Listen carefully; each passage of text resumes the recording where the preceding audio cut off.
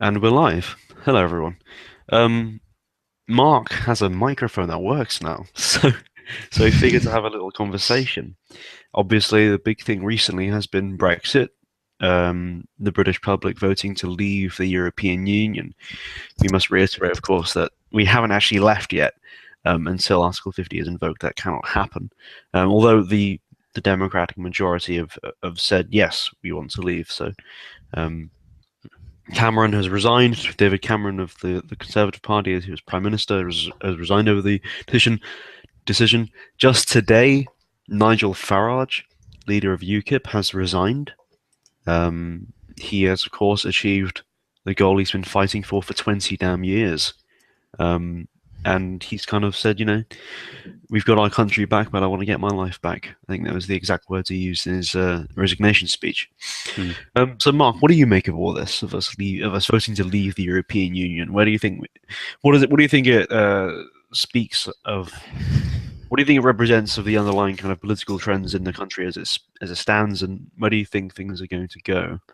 Well, I'd first of all say that it was a really big surprise for me, at least. Did you actually stay up to watch the whole thing, or? No, I didn't. I was equally surprised to wake up Yes. the Friday morning, I think, Yeah. to come downstairs and holy crap, Well, we've because left. when I went to bed, Nigel Farage had actually conceded it.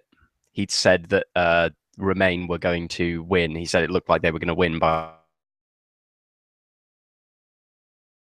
So I just, that's another one for the books. And then I woke up in the morning and things had just suddenly changed overnight, and they'd managed to secure a victory. So it was a big shock for me.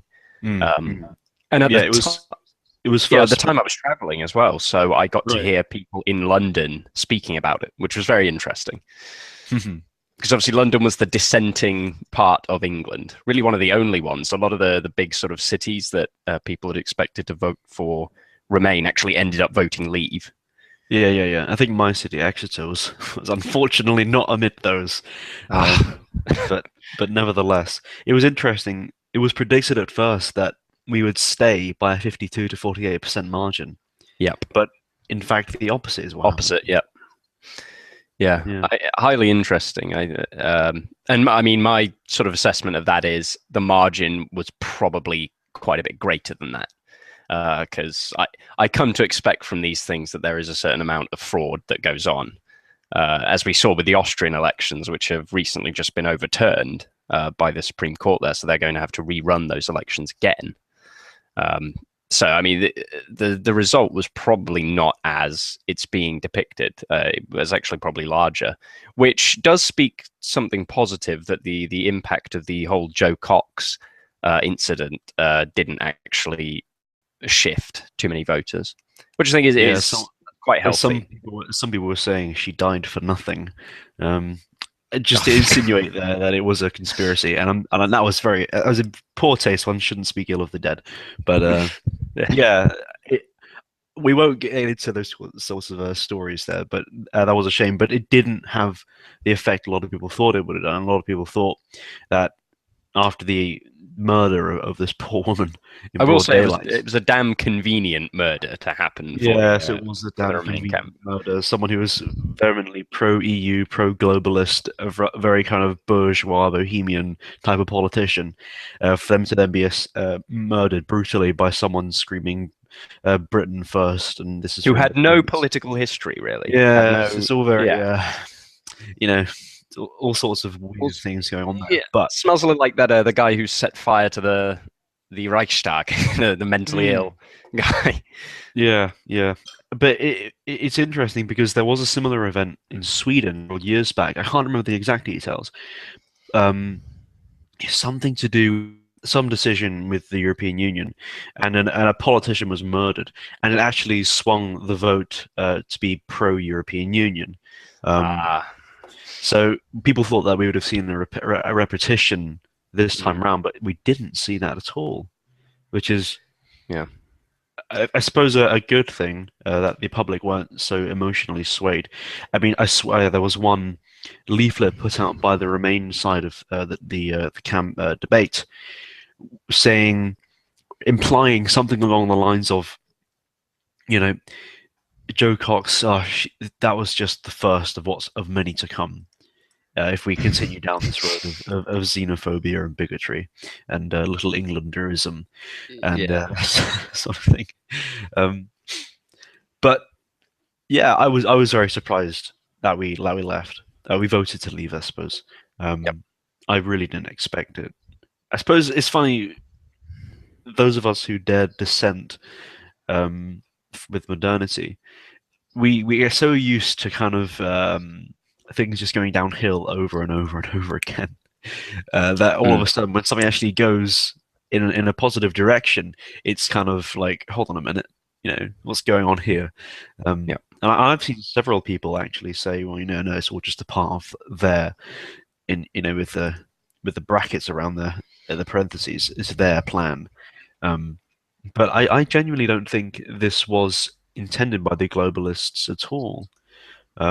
I think this was something very organic and definitely a good thing. Mm. Yeah, absolutely. I mean, one of the analysis I sort of made of it was I don't think the impact domestically will be that huge.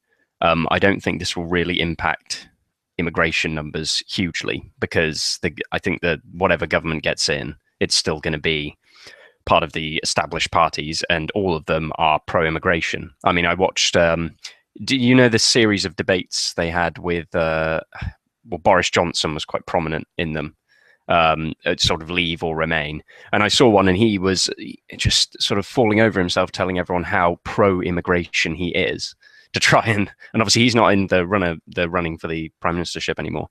But I think some people have maybe bought into the idea that just leaving the EU means less migrants. I don't think it actually means that. It may mean less migrants from Poland and Romania, perhaps in the long run, but I mean, the government accepting refugees and things like that will not actually. That's going to be more down to the temperament of whatever politicians are in power and their sympathy, their sort of virtue signaling on the issue of refugees, rather than sort of the European Union imposing mandated quotas on anyone. So I don't know if domestically this will have the as large an impact as people think it will have. I think the wider picture, geopolitically, globally, it actually has a far bigger impact on, for instance, the long-term fate and viability of the European Union itself, with all the talk we've heard recently about other countries now want referendums on, particularly the Netherlands, I think is probably the most likely next candidate to have a referendum. Yeah. I think another thing to mention is also the fact that the kind of cultural forces which are pro and against the European Union Yeah. differ wildly throughout Europe. So in our country, in England, one sees it on the right, generally speaking, those Mm. who are more conservative, more in-group orientated, more nationalist. These are the forces which would oppose the European Union um, because it is profoundly undemocratic, which we'll get to in a minute, because that, in my opinion, is actually a sensible criticism.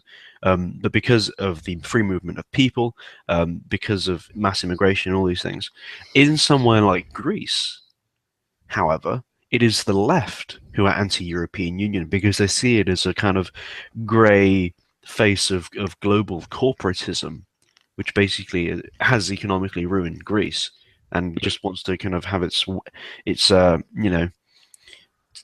iron will with them. Um, whilst we in one of the rich countries don't get that side of things. Um, and I just want to just mention the whole it being undemocratic thing. Um, I've made clear I'm not for democracy. I don't believe it to be a justified system. However, do I think actually there are two issues here we could speak of. The vote itself, was it unjustified because it was a democratic vote? No, it was justified because it was objectively the right thing to do for national sovereignty and for the termination of the British people. Mm. Um, but regarding criticism of the EU because it's undemocratic, that is genuinely a problem because the Commission, for example, the part of the EU which is most notorious for being undemocratic, people who are appointed, not elected, they can make bad decisions and get away with them. They cannot be removed. There are no processes in place to remove a lot of these people. And I'd say that's I think I have seen people kind of in our sort of sphere say, oh, people, you English conservatives, you say, oh, it's undemocratic. Like that's a problem. No, it is a problem because at least in under Mm. a democratically elected government, you can have 4 years of hell and then get rid of them. And maybe you'll put someone in there who's a little bit better, not as much of a bastard. But with the European Union, you, Mm. you are you're fucked either way. Yeah. Um, I mean, because my, because of the political class who are there, it is not an aristocratic dynasty ruling oh the yeah. European So Union. It's not nothing of the sort.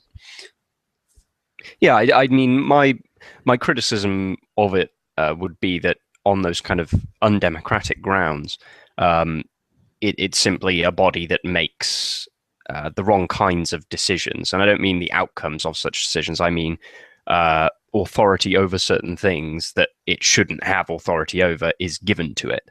For instance, things like local law enforcement. The European Union gets a say in that, and that is completely. I mean, it's anathema to a sort of more imperial understanding of dominion of multiple different nations. It's micromanagement, it's bureaucracy, and like you say, these are a lot of these people who are in these appointed positions are. I mean, as far as I know, they are former sort of financial. I mean, they're people who've worked for banks and all kinds of other financial institutions. So they're certainly not the kind of people who could lead such a union effectively. I don't really have a huge amount of disagreement with the idea of countries falling under some sort of trade bloc or whatever, which is what the European Union was originally billed as. Although there are endemic economic problems with that, especially when you look at the differences between how southern economies operate, like Italy and Greece, and how northern economies operate, like Finland and Germany. So I don't really, on principle, have a lot of problems with the European Union. But the main problem that I've said is it's liberal. That's justification enough for it to be destroyed.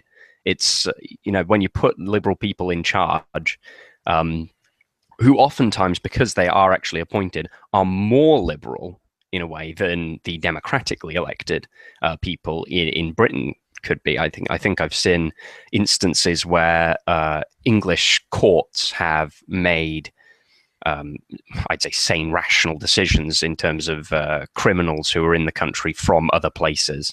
And then those rulings have been overruled by sort of extreme liberals at higher European courts in Brussels. So that's the main problem. I think those on the right who say, there is a sort of school of thought is pro-European Union that says this is really what we need. Okay, it's doing bad stuff now, but we need to sort of band together as this pan-white entity. I think that's entirely the wrong approach because nothing good can ever come out of a liberal institution.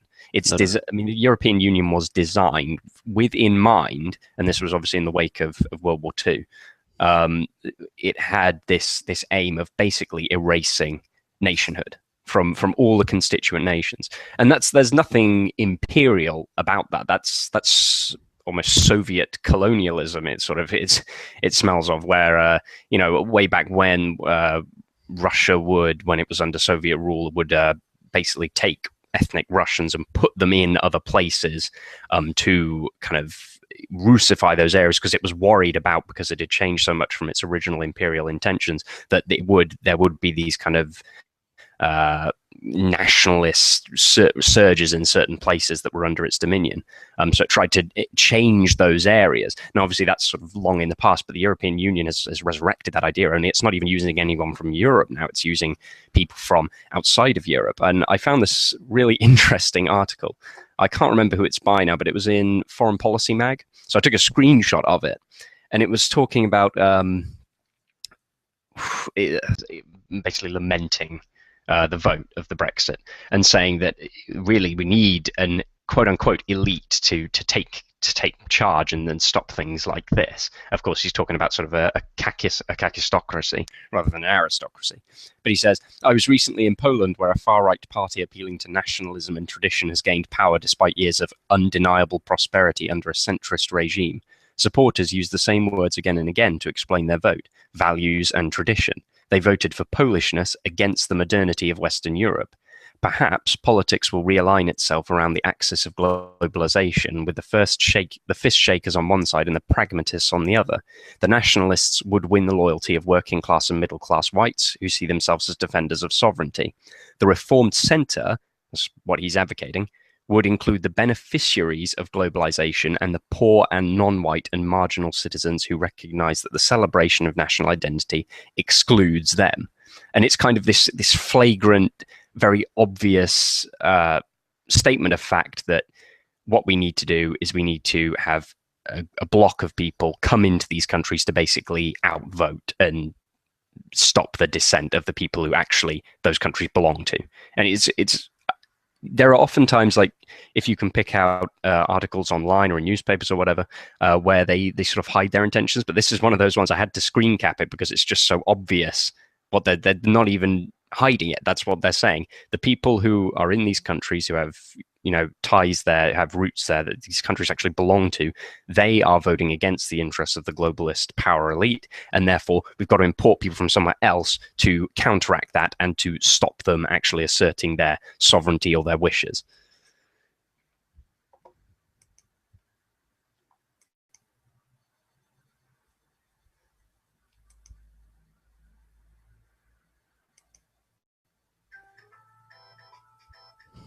You still there, Adam? Oh, Adam's gone dark, I think.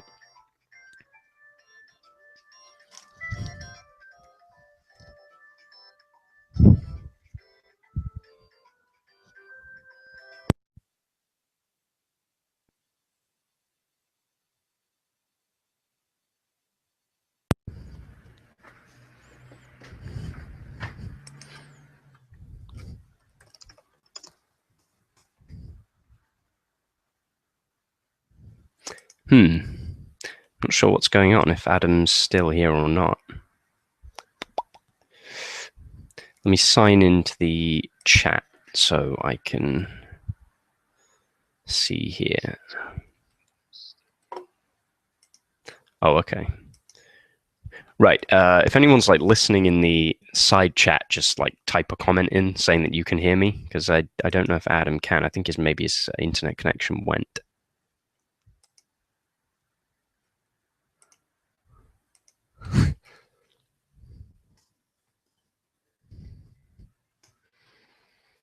Oh yeah. Okay. So our connection dropped, but yeah. He's now on Skype, just saying he's right. his Hello, I'm back. he's back. Good. Very nice. What you were saying about basically a ethnic replacement. Yeah, that's exactly what New Labour was up to. Bastards. Under Blair and Mandelson and the like, they wanted to then create a voter bloc of foreigners, basically, who would be dependent upon the liberal kind of globalist elite for them Gibbs dance and so forth. You have, of course, a similar story with African Americans and the Democratic Party in the United States. I think we should try and veer this conversation back to Brexit and its consequences. One of the most important and integral implications of what we saw with the vote was Scotland. And the potentiality of another Scottish referendum regarding their independence from the United Kingdom and Great Britain. What do you think about all that, Mark?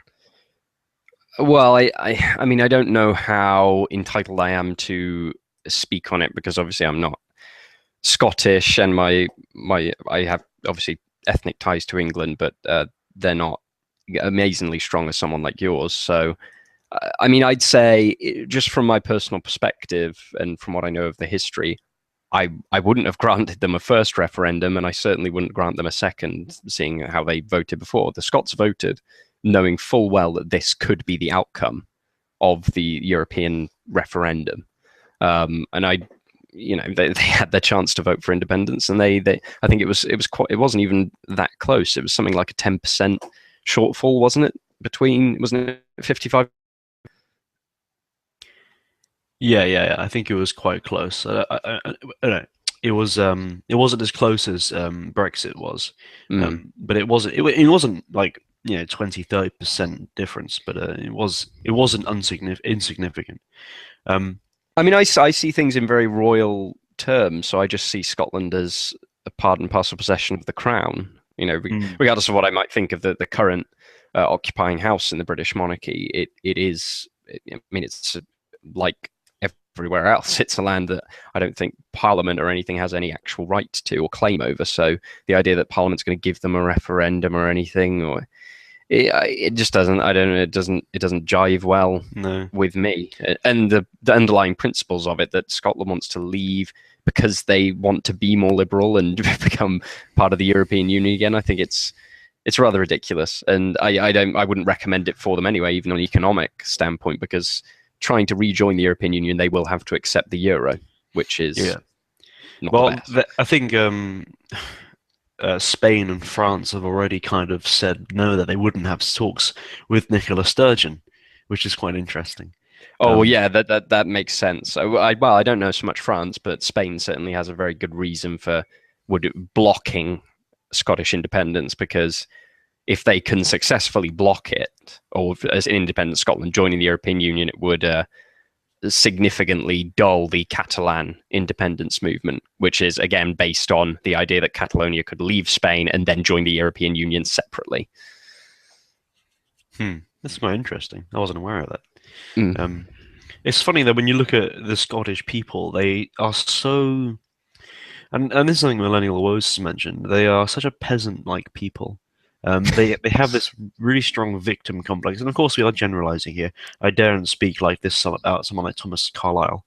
But there is this kind of... But the Welsh don't, which is quite interesting. Yes, the Welsh don't, but there's not as much like victim mentality where they're being oppressed by the big bad English, even though they've been in political union for like 3 centuries at least now, and it's only benefited them. And yet the Welsh voted with the English to leave the European Union. I was quite surprised about that as well. I'm good on the Welsh. Yeah.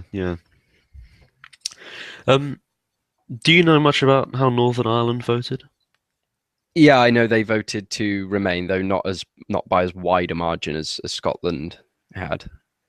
And there are now talks. I think that Sinn Féin is the party saying they want to join with the Republic of Ireland, so they get to stay in the European Union. Maybe that'll happen. I don't know. I don't think that's as likely as Scottish independence, to be honest.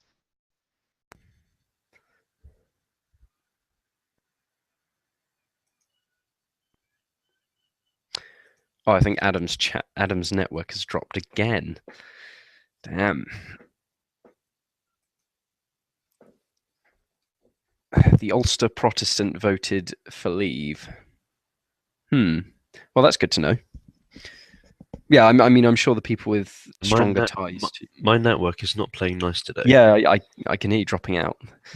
Anyway, yeah, it's interesting regarding all this happening, I suppose.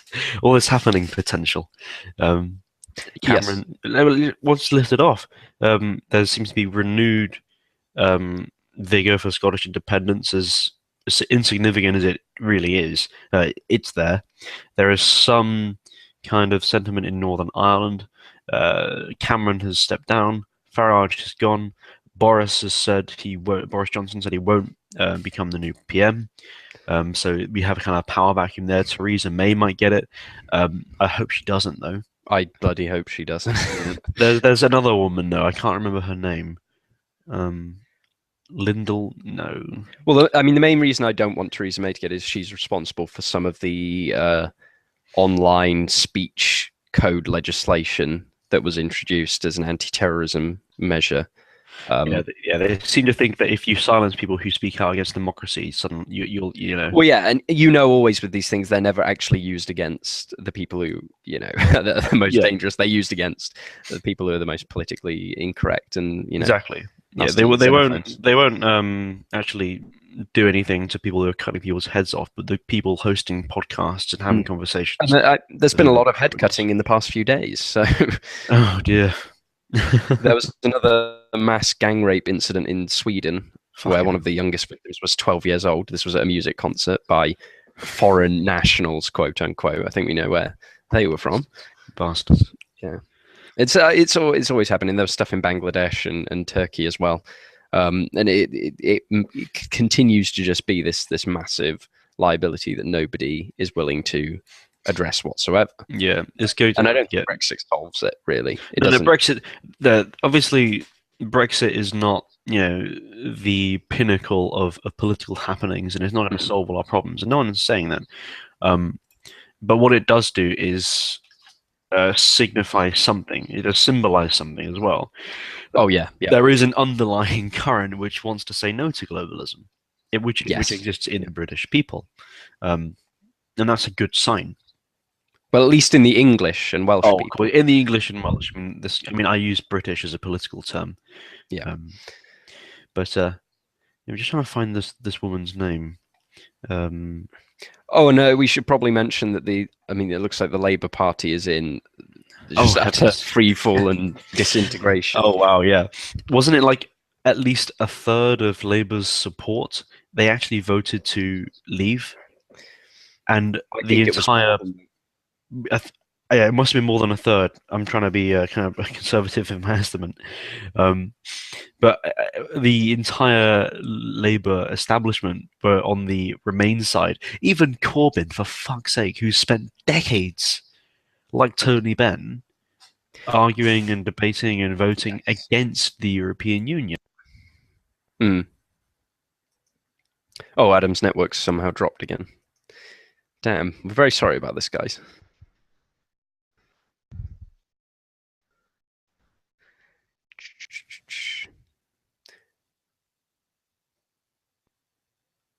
Oh, some people are talking about Farage. Well, I mean, he achieved his goal. I'm not surprised he stepped down. I mean, it's kind of useless at the moment. Adam, are you back? I am back, yes. The other woman's name I was thinking of is Andrea Leadsom. She's much nicer than Theresa May. She's also refused to deny Nigel Farage a place in a potential government, which is interesting. And that's a motion I would support, actually. I don't know if Nigel would agree to such a thing, but I believe that he does deserve. Well, yeah. I mean, this is really his victory. This can't be really put down to anybody else. None of the late people on the Leave train or whatever.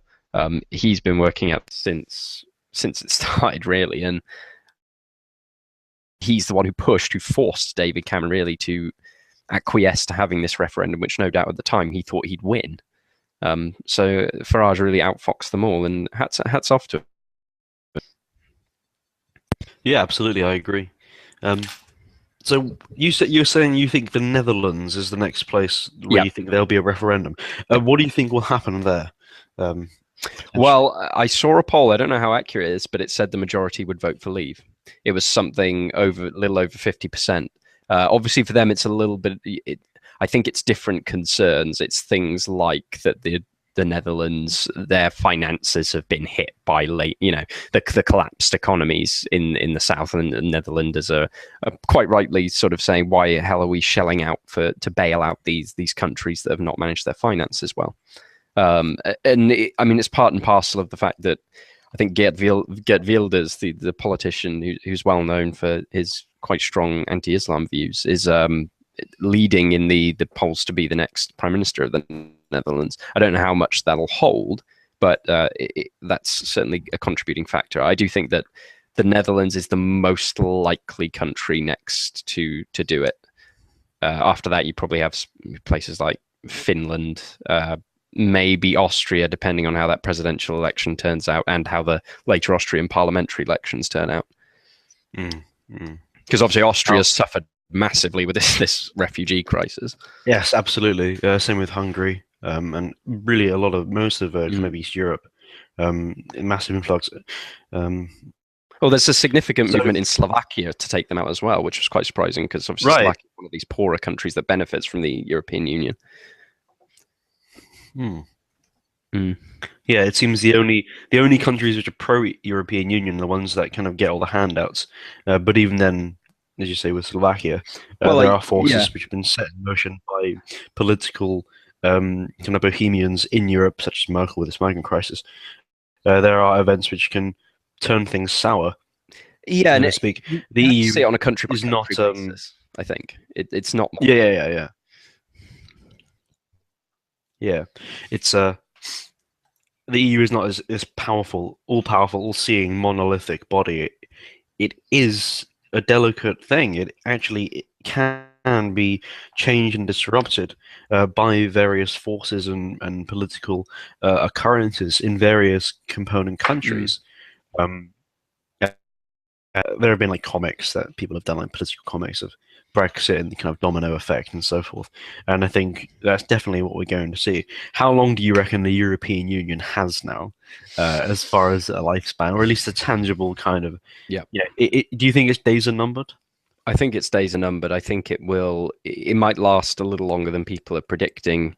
Depend. I mean, the thing is, it always has the potential to radically change its form if in like an emergency measure. For instance, the European Union could conceivably cut a load of countries loose and retains a core of productive countries. You know, it could keep Germany, Denmark, Estonia, Finland. You know, it could keep those countries and as a compromise, basically kick Greece and perhaps some of these late ascension Eastern European countries out to save itself. But even then, I mean, that then effectively neutralizes much of its significance anyway. The reason that the European Union is so significant is because it these vastly different cultures and brings them under one particularly. I mean, I think the particular thing that the European Union on in terms of each individual nation is the judicial system, how it has altered individual European judicial systems to meet its standard and human right, quote unquote, BS that countries have had to subscribe to in order to get the Gibbs Medats from it. Yeah, yeah, yes. When Brexit, the vote kind of came through the day after, I did a very, very, very short post on West Coast Reactionaries, where I implied more than anything the reasons why I believe we voted, the English particularly, voted to leave, and it's just because of the law system, common law versus civic law.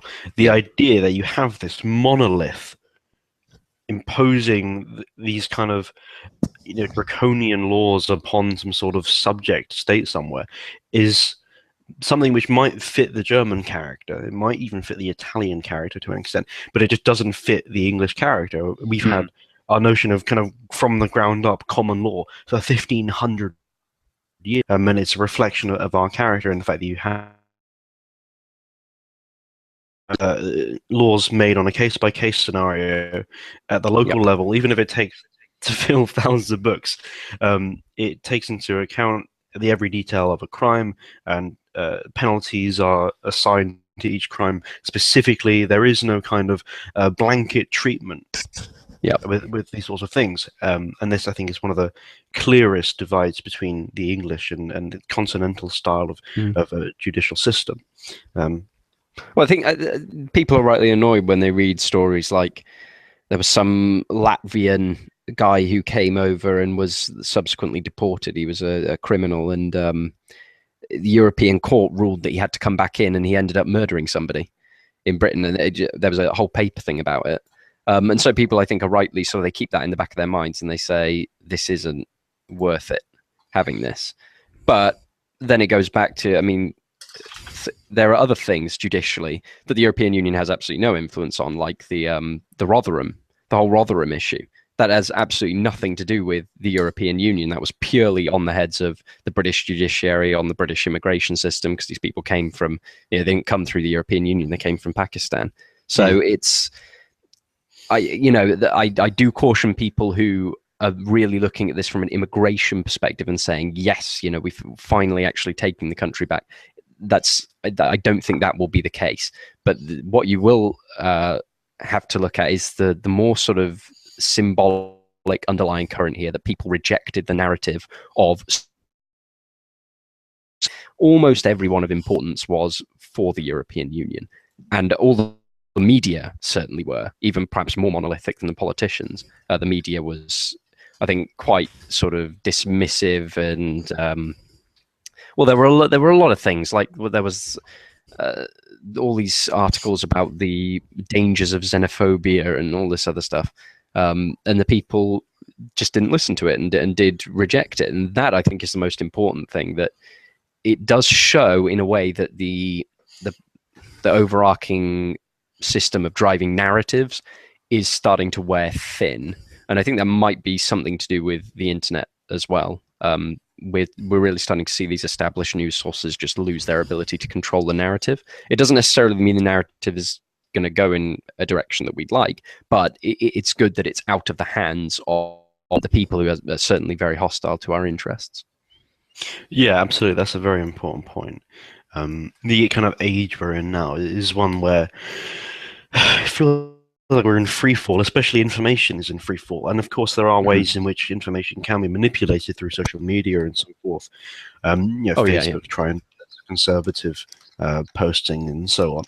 Um, but generally, information can be easily disseminated to hundreds of thousands, if not millions, of people extraordinarily quickly and efficiently. Just look at, for example, Daniel Hannan's speeches at the Oxford Union. You can find them on YouTube. Absolutely wonderful oratory, I have to say. I recommend people watch them, even if Hannan is kind of a liberal in some ways. He's a very, very, very, very, very good speaker. I suppose in relation to kind of culture and people and behavior and all these sorts of things, one of the things we should definitely touch on is this absolutely confusing, perplexing, bewildering scene of, in London, leftist students, anarchists, Marxists I watched this, yeah. arguing and screaming, going fucking mental for the union. Mark, can you explain this? Because I have no idea what the fuck is going on. They're just their their pet project of democracy didn't actually yield the result that they wanted. They feel, particularly young people, I think, feel that, I mean, the age disparity of voting. They feel that, they've bought into the line that the older generation have benefited from the European Union, and now they're going to stop us benefiting from it because they see things like and wonderful and vibrant diversity. It's just the usual lefty crap. They will don't expect them to have any sort of really strong democratic principles. I mean, they'll abandon any kind of tool if it doesn't actually serve their interests. So now they're arguing somehow for some kind of there's some legal avenue by which Brexit could be denied. I think like the plebiscite isn't actually binding. You'd have to get the parliament to vote on it. And there's other stuff in Scotland saying that Holyrood could block Brexit somehow. I think it's all a load of garbage. I don't think they can actually block it. If they blocked it, I think there'd be some kind of things would get extremely crazy if Brexit was blocked somehow. I think you probably would see legitimate, non-questionable acts of violence perpetrated against MPs and things, because that would just be, I can't even conjure what would actually happen if the government turned around and said, well, actually, no, the vote means nothing. Yeah, I don't see it happening. There was that petition, but it was kind of thrown out the window as soon as it was realized that people were actually posting from using North Korea to multiply incline the votes. It just says how desperate they are. I'm truly. I mean, we have all these memes about lefties and how fucking retarded they are, but yeah. And you see on television and elsewhere these people going fucking mental in London, like harassing Boris Johnson and all this sort of thing. We love you, EU, and all this sort of, like, you couldn't make it up. If you had this like in a novel, people would know it was a story. They wouldn't think it was it was legitimate. Yeah. I'm just sat on Facebook right now trying to find a nice little post from Boris Johnson. Let me just find this.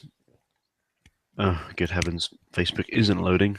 Internet connection problems. If I cut out again, you know why. Oh, come on, you little bastard. There we are. Here we are. Okay, he says. I'm not going to read all this. It's kind of lengthy. Well, Imperial Aspiration says it would be great if they denied Brexit. It would kill democratic aspirations in the British right. I agree with the sentiment, but I'm not sure in particular if that applies in this instance.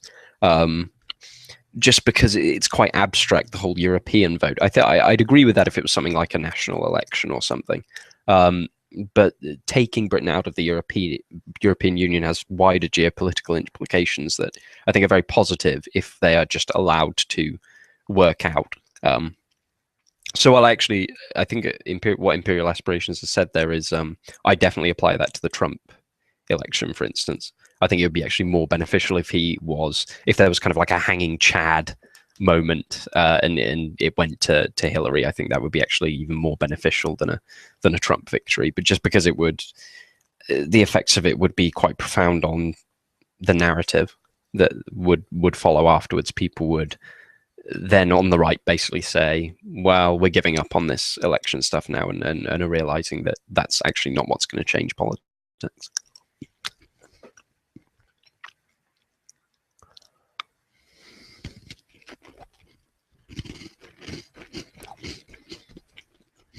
Oh, Adam's cut out again. I have to say, one thing I do love about England is the rich tea biscuits.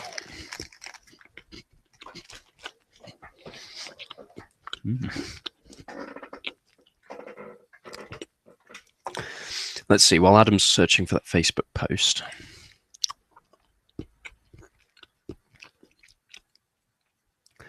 I saw a map of the UK where London was an independent city-state with a Muslim. Yeah, I mean, what this election really showed is that London is an independent city-state almost. It's just completely disconnected from the rest of the country, and it is because of that, the kind of what they'd call vibrancy that it has. I just wouldn't pay attention to anything that comes out of London, to be honest. It's a madhouse there. All right. Oh, you're back. Have you found the Facebook post? Yes, I have, yes. Boris Johnson, he said 2 hours ago, on Friday, I heard a new dawn chorus outside my house. There was a rustling and a twittering as though of starlings assembling on a branch. Then I heard a collective clearing of the throat, and they started yelling by various explicatives. Oi, Boris, cunt, they shouted, or Boris, wanker. I looked out to see some otherwise charming-looking young people, the sort who might fast to raise money for a third world leprosy project. They had the air of idealists, Corbynistas, lefties, people who might go on a march to stop a war. And so when they started on their protest song, I found myself a bit taken aback. Quote, EU, we love you, EU, we love you, unquote. They began to croon. Curious, I thought, what exactly is it about the EU that attracts the fervent admiration of North London radicals? It was the first time I had ever heard of trendy socialists demonstrating in favour of an unelected supranational bureaucracy.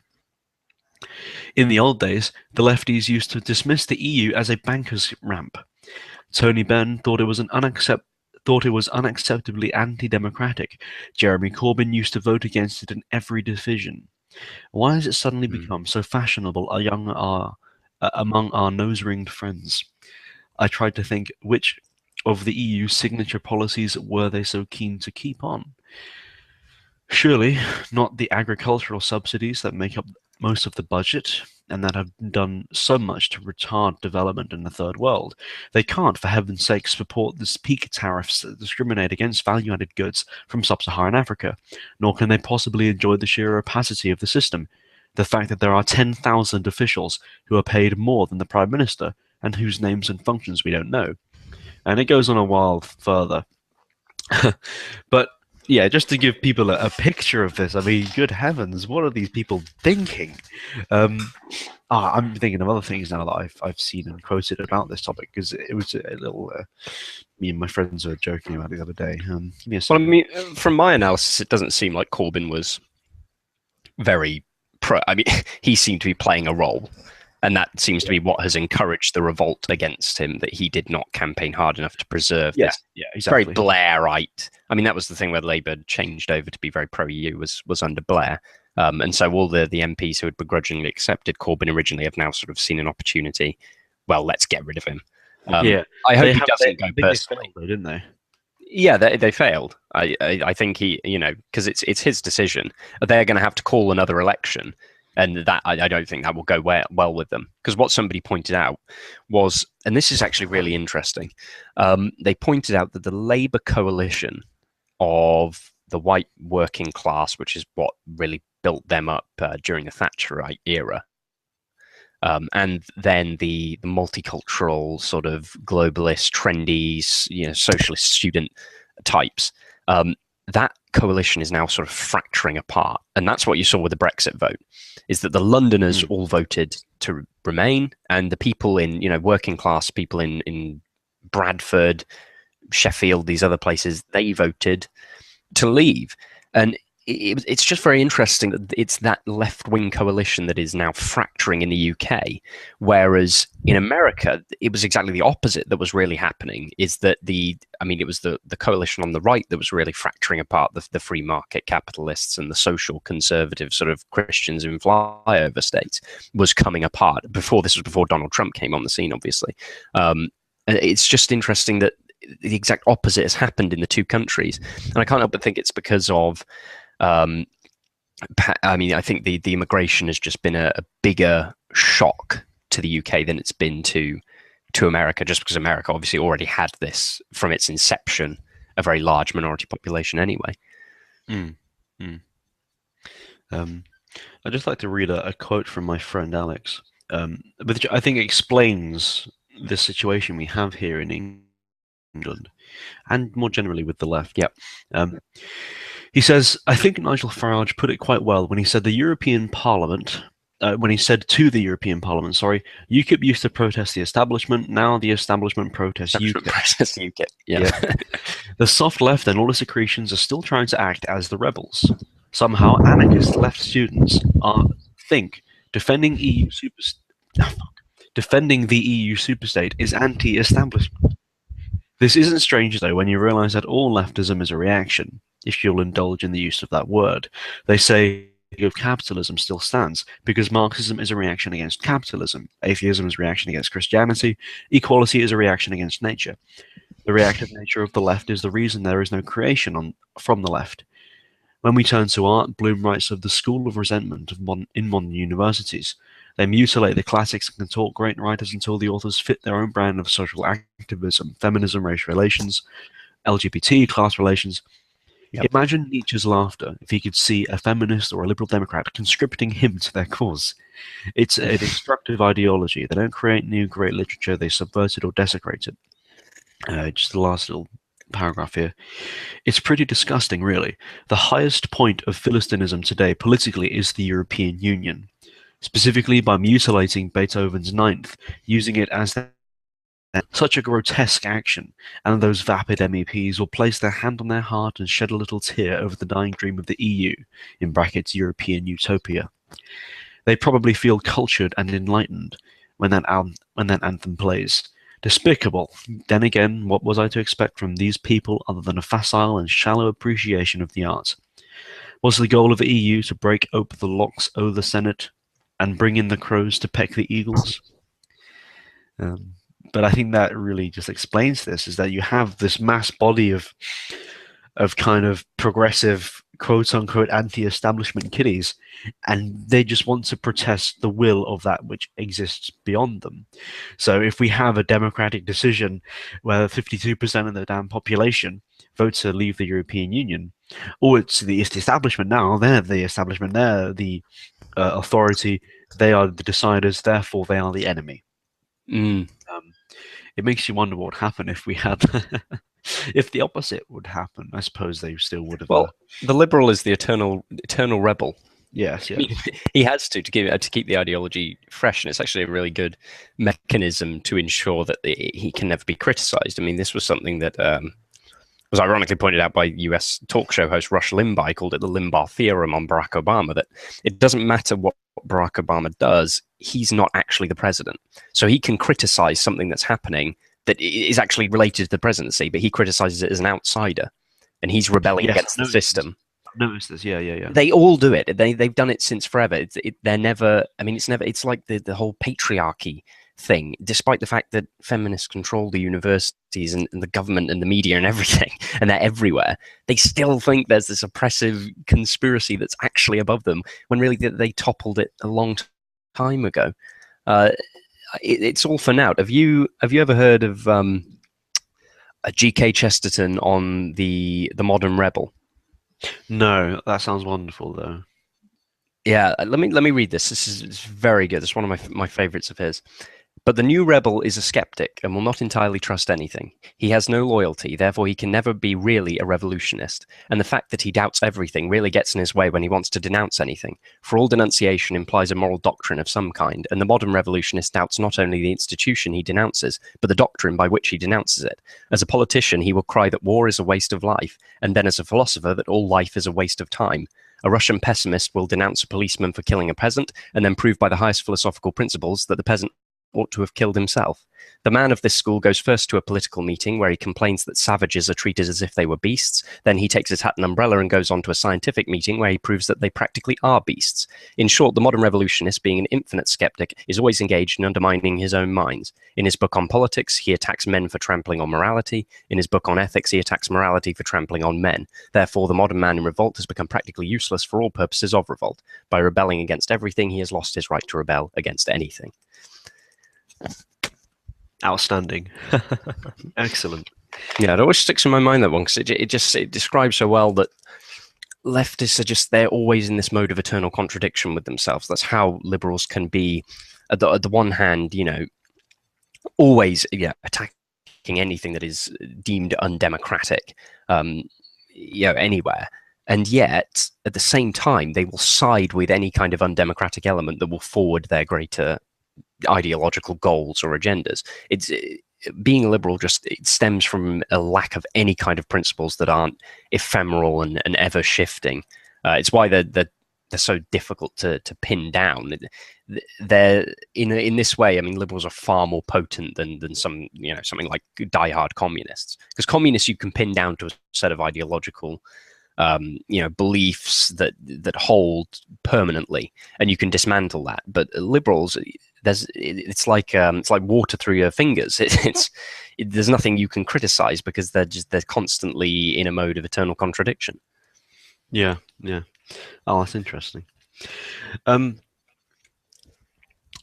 think for now we've said everything that really could be said on the topic, unless you have anything you want to add. Well, I'm just trying to think what else has happened since we were last on. Well, I wanted to keep this conversation just about Brexit. Yeah. Certainly, yeah. But I think really we just have to wait and see how the politics plays out over the coming year or two. What will happen to the Labour Party? What will happen with the Conservatives? Where will UKIP end up? Will there be more referenda on the continent? That's the next thing to watch out for, is just watch how the rest of the European continent responds. Obviously, you've still got a 2-year window in which really nothing's changed. I'd like economic stuff that people were, it was Chicken Little over every news show about the free fall of the pound. I think it was the next day the pound had basically recovered to its level. So what a load. The economic arguments for Britain saying that you were always pretty bad, and were based on the false supposition that an island nation cannot survive, with a large economy cannot survive independently of other nations, which is ridiculous in light of Japan or these are Taiwan or somewhere, or the British Empire. That was only 100 years ago. I mean, come on. The nation will be fine. It does need to make probably a few adjustments away from perhaps a service a little more robust, but those predicting financial Armageddon or EU against the UK, I mean, the EU benefits tremendously from trade with the UK, so I very much doubt that this is, I have a leftist friend, and he was saying, we should have stayed because we just don't have the power to be independent. Yes, we do. Yes, we absolutely do. It's ludicrous, and you got out at just the right time before they're now trying to get Turkey to ascend Yeah. into. I mean, that would have been its own disaster because you know Absolutely. exactly where millions of them would be heading day Yeah. one uh, Yeah. to open their Uh, kebab it's shops. interesting that on the Saturday we had India, we had America, I think we had Canada, we had several South American countries, all looking to sign new trade deals with an independent Yes, Great I heard Britain. New Zealand and Australia as well Yes, were yes, very absolutely. interested. Um, Various Commonwealth countries and so on. mm. And it's also worth mentioning that the larger geopolitical impact of this is that it's, I mean, just looking at Eastern Europe, it is likely to cause at least the beginning of the collapse of European sanctions on Russia. Because Britain was, along with a couple of other countries, the main um, sort of advocate for those within the European Union. Italy certainly never wanted to really sanction Russia. France is, again, is not really committed to it. Um, and so I'd say that those are probably going to go away, which is very, very positive for the continent as a whole to end the kind of ridiculousness there. And the American nation building projects in Ukraine, etc. This is definitely a hindrance to those.